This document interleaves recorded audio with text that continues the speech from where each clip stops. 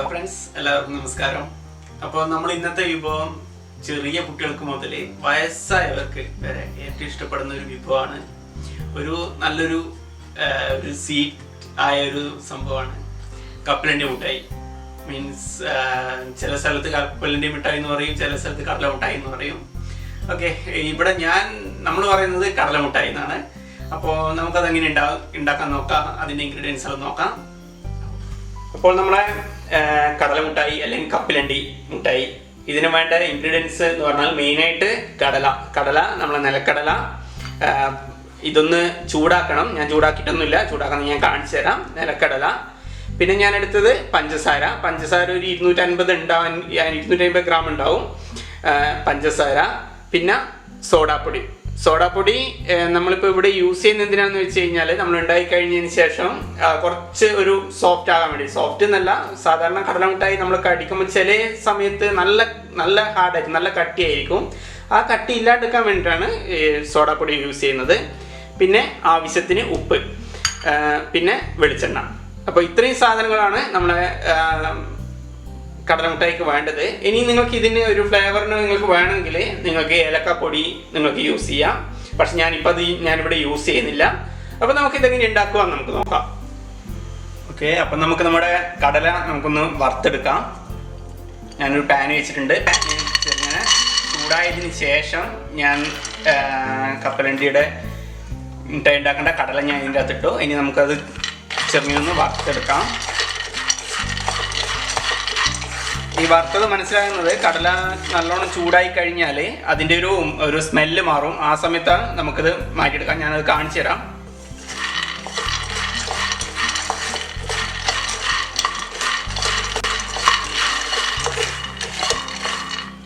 അപ്പോൾ നമ്മളെ കടല ഏകദേശം വെന്തെല്ലാം റെഡിയായി വന്നിട്ടുണ്ട്. നിങ്ങൾക്ക് തന്നെ കണ്ടാൽ മനസ്സിലാവും അതിൻ്റെ ഒരു കളറ് മാറിയിട്ടുണ്ട്. നമ്മൾ ആദ്യം ഇട്ടപ്പോഴുള്ള കളറിലേക്ക് പോലെ ഇപ്പോൾ കുറച്ചും കൂടി ഒരു ഡാർക്ക് ഒരു ബ്രൗൺ ആയി വന്നിട്ടുണ്ട്.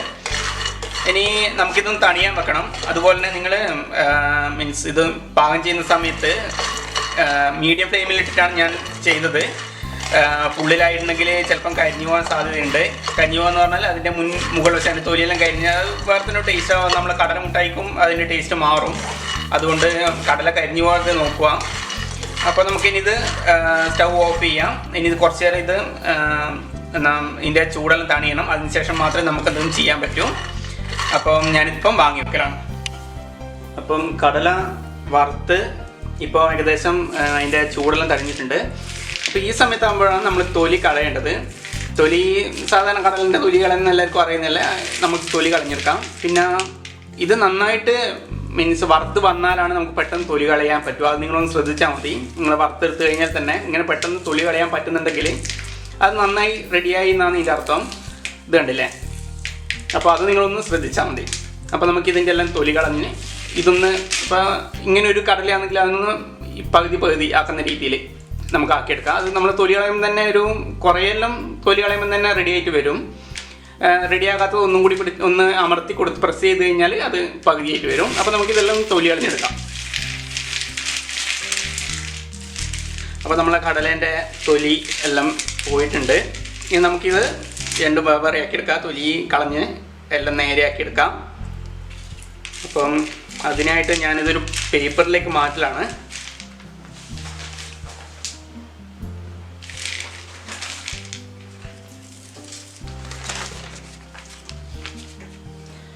ഒരു അരിപ്പക്കയിൽ ഞാൻ എടുത്തിട്ടുണ്ട്. അപ്പോൾ അതിലേക്ക് ഞാൻ ഈ തൊലി കളഞ്ഞ് വെച്ച കടല ഇതിലേക്കുള്ള. അപ്പം തൊലി മുഴുവൻ താഴേക്ക് പോയിക്കോളും, കടല മാത്രം നമുക്ക് കിട്ടും.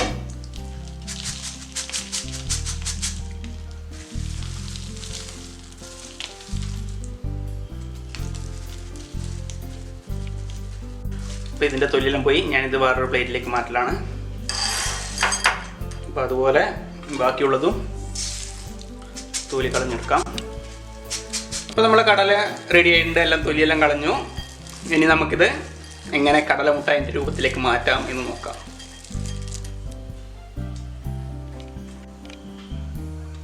അപ്പോൾ ഇനി നമുക്ക് നമ്മുടെ പഞ്ചസാര ഒന്ന് ലായനിയാക്കി എടുക്കണം. അപ്പോൾ അതിനായിട്ട് ഞാൻ ഒരു പാനിൽ വെച്ചിട്ടുണ്ട്. സ്റ്റൗ കത്തിക്കലാണ്. ഓക്കെ, അപ്പോൾ ഇതൊന്ന് ചൂടാകുന്ന സമയത്ത് ചൂടാകുന്ന സമയത്ത് നമുക്ക് നമ്മുടെ പഞ്ചസാര ഇതിൻ്റെ അകത്തേക്ക് ഇടാം.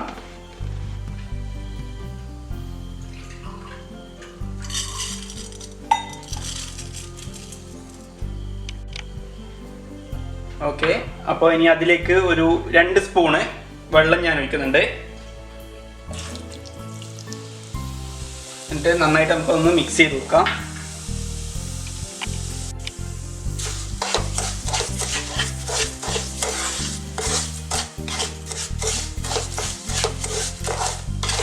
ഇതിപ്പോൾ എല്ലാം പഞ്ചസാര എല്ലാം അരിഞ്ഞ് നല്ലൊരു ലിക്വിഡ് രൂപത്തിലാവും. ഞാനിപ്പോൾ ഇവിടെ എടുത്തിരിക്കുന്നത് ഒരു 100 ഗ്രാം പഞ്ചസാരയാണ്. കാരണം എൻ്റെ കടല 150 ഗ്രാമോളം കടലയേ ഉള്ളൂ. അതുകൊണ്ട് ഞാൻ 100 ഗ്രാം പഞ്ചസാര എടുക്കുന്നു. അപ്പോൾ നിങ്ങൾക്ക് നിങ്ങളുടെ കടല കൂടുന്നതിനനുസരിച്ചിട്ട് അതിനനുസരിച്ച് പഞ്ചസാര നിങ്ങൾക്ക് കൂട്ടാം. അപ്പം പഞ്ചസാര അലിഞ്ഞ് വരുന്നുണ്ട്. അപ്പോൾ നമ്മൾ പഞ്ചസാര നന്നായിട്ട് അലിഞ്ഞ് വന്നിട്ടുണ്ട്. പക്ഷേ ഇതാ ഇത്ര അലിഞ്ഞാൽ പോരാ, ഇതൊരു ബ്രൗൺ കളറിലായിട്ട് വരണം. ഒരു എങ്കിൽ മാത്രം ഒരു ഗോൾഡൻ കളറായി വന്നെങ്കിൽ മാത്രമേ നമുക്കതൊരു പാകത്തിനുള്ളൊരു പാകം ആയിട്ട് വരും. അപ്പോൾ ഇപ്പം ഞാൻ ഇതിൻ്റെ ഒപ്പം ഒരു നുള്ള് ഉപ്പ് ഞാൻ ഇതിലിപ്പം ആഡ് ചെയ്യുന്നുണ്ട്. അത് പഞ്ചസാരയിൽ എന്ത് സംഭവമാകുമ്പോൾ നമ്മളതൊരു ബാലൻസ് ചെയ്യാൻ വേണ്ടിയിട്ട് ഒരു നുള്ള് ഉപ്പ് ഞാൻ ഇതിനകത്ത് ആഡ് ചെയ്യുന്നുണ്ട്. ആ ബാലൻസ് ചെയ്യാൻ വേണ്ടിയിട്ടാണ് ഞാനിത് ഇങ്ങനെ ഉപ്പ് ആഡ് ചെയ്തത്. നമ്മളിപ്പോൾ എന്താക്കുമ്പോഴും ഉപ്പ് ആഡ് ചെയ്യും. പായസമെല്ലാം വെക്കുമ്പോൾ നമ്മൾ ഉപ്പ് ആഡ് ചെയ്തില്ല. അതേപോലെ ഇതും മധുരമുള്ളൊരു സംഭവം, അതിൻ്റെ ബാലൻസ് മെയിൻറ്റെയിൻ ചെയ്യാൻ വേണ്ടിയിട്ടാണ് ഈ ഉപ്പ് ആഡ് ചെയ്യുന്നത്.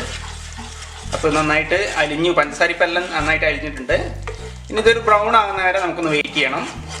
ഓക്കെ, അപ്പം നമ്മുടെ പഞ്ചസാര ലായനി ഇപ്പം ശരിയായി വന്നിട്ടുണ്ട്. നിങ്ങൾ കണ്ടാൽ മനസ്സിലാവും, ആദ്യം ഒരു നല്ല പതിയെല്ലാം ഉണ്ടായിരുന്നു ആക്കുന്ന സമയത്ത്. അതിൻ്റെ പതിയെല്ലാം മാറി വരുമ്പോഴാണ് നമ്മുടെ ഈ ഒരു കളറ് ഒരു ബ്രൗൺ കളറായി വരുന്നത്. ഇത് കൂടുതൽ നല്ല ബ്രൗൺ ആകാൻ പാടില്ല. കാരണം എന്താണെന്ന് വെച്ചാൽ പഞ്ചസാര ലായനി ചൂടാകുന്നതനുസരിച്ചിട്ട് കയ്പ്പ് വന്ന് തുടങ്ങും. അപ്പോൾ അത് ആകാൻ പാടില്ല. അപ്പോൾ ഈ ഒരു കളറ്, ഈ ഒരു ലൈറ്റ് ബ്രൗൺ അല്ല, കുറച്ചൊരു ഇതായിട്ടുള്ളൊരു ബ്രൗൺ കളർ വരുന്ന സമയത്ത് നമുക്ക് നമ്മുടെ സ്റ്റൗ ഓഫ് ചെയ്യാം. ഇനി നിങ്ങൾ ആദ്യം പഞ്ചസാര ലായനി റെഡിയാക്കുന്ന ഫസ്റ്റ് ടൈമിൽ തന്നെ വെള്ളം ഒഴിച്ച് പാട് നിങ്ങൾ ഫുൾ ഫ്ലെയിമിൽ ഇട്ടിട്ട് കുക്ക് ചെയ്യണം. അത് കഴിഞ്ഞ് കുറച്ച് കഴിഞ്ഞ് അത് നല്ലൊരു ഒരു പത വന്ന് കഴിയുമ്പം അത് ഫുള്ള് സിമ്മിലേക്ക് മാറ്റിയിട്ടിട്ട് നിങ്ങൾക്ക് ഇത് പാകം ചെയ്തെടുക്കാം. അപ്പോഴാണ് ഈ ഒരു കളർ വന്ന് കിട്ടുക. അതുപോലെ ഞാൻ കുറച്ചുകൂടി വെള്ളം ചേർത്തിരുന്നു. ഞാൻ ആദ്യം 2 സ്പൂൺ വെള്ളമാണ് പറഞ്ഞത്. പിന്നെ ഞാനൊരു 2 കൂടി ഞാൻ ആഡ് ചെയ്തിരുന്നു. ഓക്കെ, അപ്പം ഇനി ഇതിലേക്ക് നമുക്കിത് സ്റ്റൗ ഒന്ന് ഓഫ് ചെയ്യാം. സ്റ്റൗ ഓഫ് ചെയ്ത് പിന്നെ എല്ലാം സ്പീഡിൽ ചെയ്യണം. കാരണം ഇത് പഞ്ചസാര ലായനി പെട്ടെന്ന് തന്നെ ഹാർഡായിട്ട് മാറും. ഓക്കെ, ഇനി ഇതിലേക്ക് ഞാനൊരു 1/4 സ്പൂണ് ബേക്കിംഗ് സോഡ ഞാൻ ഇതിലേക്ക് ആഡ് ചെയ്യുന്നു. അത് നമ്മുടെ കപ്പലണ്ടി മുട്ടായി കുറച്ച് സോഫ്റ്റ് ആകാൻ വേണ്ടിയിട്ടാണ്. സോഫ്റ്റ് മീൻസ് അധികം ഹാർഡ് ആകാണ്ടിരിക്കാൻ വേണ്ടിയിട്ടാണ് ഞാൻ ഇത് ആഡ് ചെയ്യുന്നത്. സാധാരണ കടയിൽ നിന്ന് കിട്ടുന്ന പോലെ കിട്ടാൻ വേണ്ടിയിട്ടാണ് ഞാൻ ഇത് ആഡ് ചെയ്യുന്നത്. ഇത് ആഡ് ചെയ്തതെന്ന് വെച്ചിട്ട് നമ്മുടെ ഇതിൻ്റെ ഒരു ടേസ്റ്റ് വ്യത്യാസം ഒന്നും ഉണ്ടാവില്ല. ഓക്കെ, അതിൽ ഒപ്പം തന്നെ ഞാൻ ഒരു സ്പൂണ് ഓയിലും ഞാൻ ഇതിലേക്ക് ഒഴിക്കുന്നു.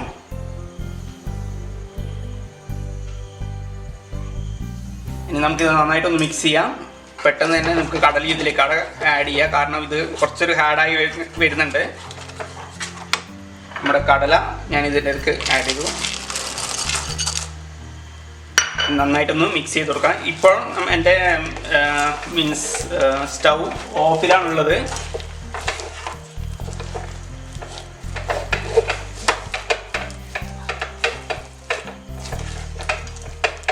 ഓക്കെ, ഇതെല്ലാ സ്ഥലത്തും നന്നായിട്ട് മിക്സ് ചെയ്ത് വരണം. എന്നാൽ മാത്രമേ അതിൻ്റെ കടല മുട്ടായി ഒറിജിനൽ ആവും. ഓക്കെ, ഇപ്പം വന്നു. അപ്പോൾ ഈ ചൂടിൽ തന്നെ നമുക്കൊരു സ്റ്റീലിൻ്റെ പ്ലേറ്റിലേക്കോ അല്ലെങ്കിൽ അലൂമിനിയം ഷീറ്റിലേക്കോ നമുക്കിത് മാറ്റാം. ഓക്കെ, ഞാനിവിടെ ഒരു അലൂമിനിയം പേപ്പറാണ് എടുത്തിട്ടുള്ളത്. ഇതിലേക്ക് കുറച്ച് ഓയിൽ ഞാൻ ആഡ് ചെയ്തിട്ടുണ്ട്. ഇതിലേക്ക് ഞാൻ ഈ കടലേൻ്റെ മിക്സ് ഇടലാണ്.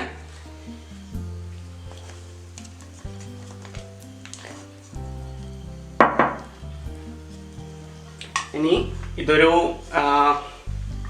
ചപ്പാത്തി ഉരുട്ടുന്ന ഇതുകൊണ്ട് ഞാൻ ഇതൊന്ന് നന്നായിട്ട് പ്രസ് ചെയ്യലാണ്. ഈ ചൂടിൽ തന്നെ നമ്മളിതെല്ലാം ചെയ്യണം. എന്നാൽ മാത്രമേ നമുക്ക് ഇതിൻ്റെ ഒറിജിനൽ ഷേപ്പ് നമുക്ക് ആക്കിയെടുക്കാൻ പറ്റും.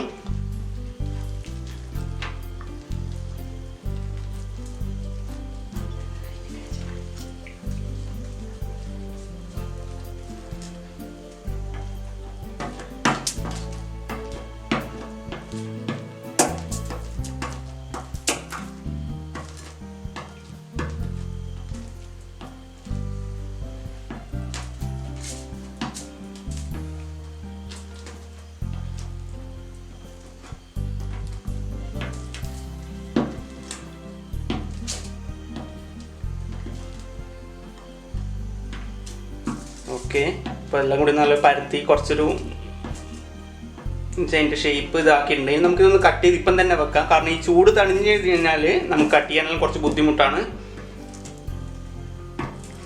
അതുകൊണ്ട് നമുക്കിതൊന്ന് കട്ട് ചെയ്യുകയും ചെയ്യാം.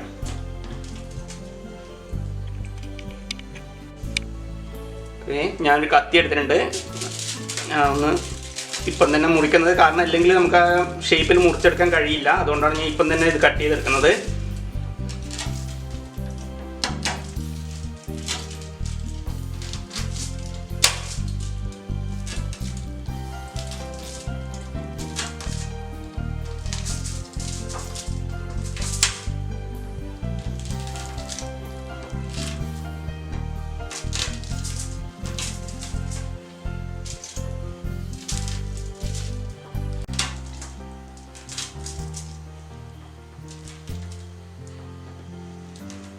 ഈ ഒരു സോഫ്റ്റിൽ തന്നെ ഇപ്പം തന്നെ കിട്ടാൻ കാരണം നമ്മുടെ അപ്പക്കാരവും നമ്മുടെ ഓയിലും ആഡ് ചെയ്തുകൊണ്ടാണ്.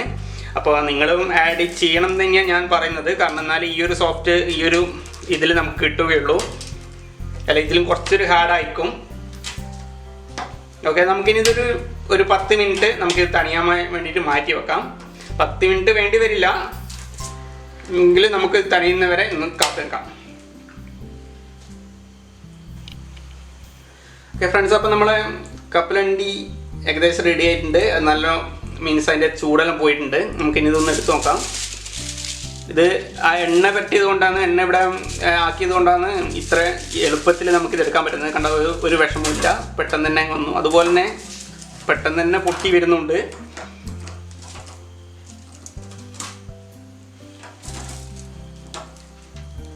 നമുക്കിനി ഒന്ന് എടുത്ത് പൊട്ടിച്ച് നോക്കാം, അത് ഹാർഡാമോ നോക്കാം. കണ്ട, പെട്ടെന്ന് തന്നെ ഒരു ശക്തിയില്ലാതെ കുറച്ച് നല്ല സോഫ്റ്റിൽ തന്നെ കിട്ടിയിട്ടുണ്ട്. നമ്മൾ കടയിൽ നിന്നെല്ലാം വാങ്ങുന്ന അതേപോലെ തന്നെ നമുക്ക് റെഡിയായി വന്നിട്ടുണ്ട്. അപ്പോൾ ഇതെല്ലാവരും വീട്ടിൽ ചെയ്ത് നോക്കുക.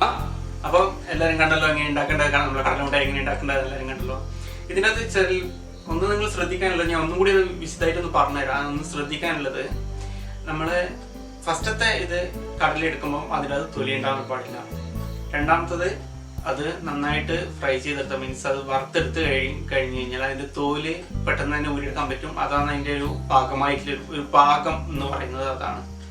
പിന്നെ വേണ്ടത്, നിങ്ങൾ ഈ എന്താ പറയുക, നമ്മൾ പഞ്ചസാര ലൈൻ ഉണ്ടാക്കുന്നതിനേക്കാൾ മുന്നിൽ നിങ്ങൾ അത് മിക്സ് ചെയ്ത് മീൻസ് അലൂമിനിയം ഷീറ്റ് വിരിച്ച് അതിനകത്ത് കുറച്ച് ഓയിൽ വെച്ച് എല്ലാം റെഡിയായി വെക്കണം. അതിനുശേഷം മാത്രം നിങ്ങൾ ഈ പഞ്ചസാര ലൈൻ ഉണ്ടാക്കാൻ പോയാൽ മതി. കാരണം എന്താണെന്ന് വെച്ചാൽ ഈ പഞ്ചസാര ലൈൻ ഉണ്ടാക്കി അതിലേക്ക് കടല മിക്സ് ചെയ്തപ്പോഴേക്കും അത് കുറച്ച് നല്ല ഹാർഡായിട്ട് വരും. അപ്പോൾ പെട്ടെന്ന് തന്നെ നമുക്കിത് അതിനുശേഷം എടുത്ത് വെച്ച് എല്ലാം റെഡിയാക്കുമ്പോഴേക്കും ഇവിടെ ഉണ്ടാക്കി വെച്ച ഈ പഞ്ചസാര ലൈനിങ് മിക്സ് മീൻസ് കടലയും പഞ്ചസാര ലൈനിങ്ങിൻ്റെ മിക്സ് കട്ടി പിടിച്ച് നമുക്കൊന്നും ചെയ്യാൻ പറ്റാത്ത അവസ്ഥയാവും. അപ്പോൾ നിങ്ങളിത് ഉണ്ടാക്കുന്നതിന് മുന്നിൽ ഫസ്റ്റ് തന്നെ ഈ ഷീറ്റ് വിരിച്ച് അതിൻ്റെ കുറച്ച് ഓയിൽ, ഷീറ്റ് ഇല്ലാത്തവർക്ക് ഷീറ്റ് ഉണ്ടാകണമെന്നൊന്നും ഒരു നിർബന്ധമില്ല. സ്റ്റീലിൻ്റെ പ്ലേറ്റ് മതി, സ്റ്റീലിൻ്റെ പ്ലേറ്റോ. പക്ഷെ എന്തെങ്കിലും ഒരു നല്ലൊരു ഇത് മീൻസ് നമ്മൾ ഇത്രയും നല്ല ചൂടുള്ള സംഭവമാണ് ഇതിലേക്ക് ആഡ് ചെയ്യാൻ പോകുന്നത്, ഇതിലേക്ക് ഒഴിക്കാൻ പോകുന്നത്. അപ്പോൾ അത് പോകാതിരിക്കുക. പ്ലാസ്റ്റിക് പ്ലേറ്റ് ഒരിക്കലും യൂസ് ചെയ്യരുത്. സ്റ്റീലിൻ്റെ പ്ലേറ്റ് അല്ലെങ്കിൽ ഇങ്ങനത്തെ എന്തെങ്കിലും ഷീറ്റ് നിങ്ങൾ യൂസ് ചെയ്യുക. അപ്പം ഇത് ഉണ്ടാക്കുന്നതിന് മുന്നിൽ, പഞ്ചസാര ലൈനി ഉണ്ടാക്കുന്നതിന് മുന്നിൽ തന്നെ ഇതെല്ലാം ക്രമീകരിച്ച് വെക്കുക. അതിനുശേഷം മാത്രം ഇതാക്കിയതിന് ശേഷം പഞ്ചസാര ലൈനി മീൻസ് രണ്ടും കൂടി മിക്സ് ആക്കിയത് ഇതിലേക്ക് ഒഴിച്ചിട്ട് പരത്തിയെടുക്കുക. അപ്പോൾ അതൊരിക്കലും മറന്നു പോകരുത്. കാരണം എനിക്ക് തന്നെ ഇപ്പം ചെറുങ്ങനെ പറ്റി. ഞാനത് ഉണ്ടാക്കുന്നതിന് മുന്നിൽ ഞാൻ അതൊന്നും ചെയ്തു വെക്കാത്തതുകൊണ്ട് ചെറിയൊരു സ്പീഡ് ഇതാക്കേണ്ടി വന്നു. അപ്പം പഞ്ചസാര ലൈനി റെഡി ആയാൽ അന്നേരം തന്നെ കടലിടുക. കടലിട്ട് അന്നേരം തന്നെ മിക്സാക്കി ആ ചൂടോട് കൂടിയിട്ട് നിങ്ങളത് ലെവലാക്കി എടുക്കണം. അപ്പം ഇത് വളരെ ശ്രദ്ധിക്കേണ്ട കാര്യമാണ്. ഇതിൻ്റെ അകത്ത് അത്രയും ടെൻഷൻ, ഇതൊരു ഈസി ആയിട്ടൊരു സംഭവം തന്നെ, ഈസി ആയിട്ടൊരു ഡിഷ് തന്നെയാണ്. അതുകൊണ്ട് അത്ര വലിയ ഇതൊന്നുമില്ല, ഞാനിത് പറഞ്ഞു തന്നേ ഉള്ളൂ. അപ്പോൾ എല്ലാവരും വീട്ടിൽ ചെയ്ത് നോക്കുക. അതുപോലെ ഈ വീഡിയോ ഇഷ്ടപ്പെട്ട് കഴിഞ്ഞാൽ ലൈക്ക് ചെയ്യാൻ മറക്കരുത്, ചാനൽ സബ്സ്ക്രൈബ് ചെയ്യാൻ മറക്കരുത്. അപ്പം